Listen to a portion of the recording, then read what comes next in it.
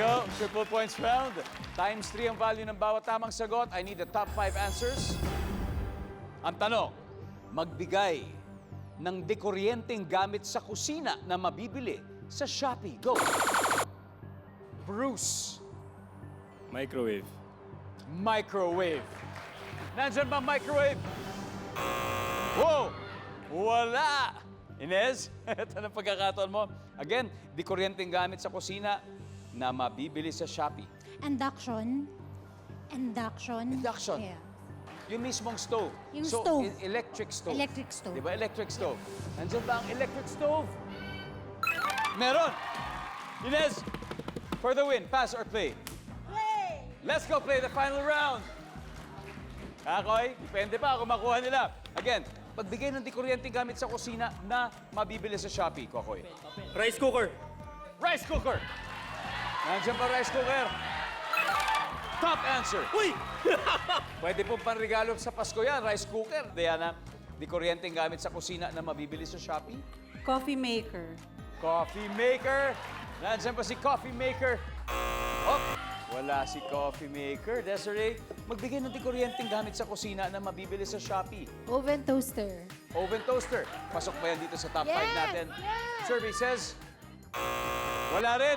Guys, Inez, dikuryenteng gamit sa kusina na mabibili sa Shopee? Refrigerator. Refrigerator! Kusina kasi namin may ref. Oh, Opo. gano'ng kalaki kaya ang refrigerator? Yung mga... Medyo medium lang po. Eto na po. Nandyan ba ang personal refrigerator? Wala! Okay. Bruce, Okay. magbigay ng dikuryenteng gamit sa kusina na mabibili sa Shopee. Pwedong blender. Blender. Rahil. Ano pa? Blender din eh. Blender din. Antonio. Blender. Blender. Miguel. Let's go! Let's go! Anong sagot mo? Blender? Sa una to ha. Blender. Blender. Nandyan ba ang blender? At kung nandyan, sapat ba para manalo sila? Mabibili sa Shopee ang blender? Yes or no? Let's find out. Survey says... Wow! Tama! Pero kulang. Kulang kayo ng 5 points.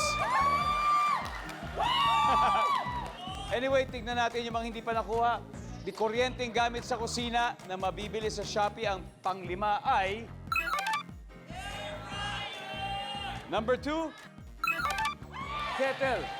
Anyway, ang ating final score, Team Kulot, 212. Team Kidlat, 207 points. Pero at least hindi na zero. Maraming salamat sa inyo, guys. you, 50,000 pesos from Family Feud.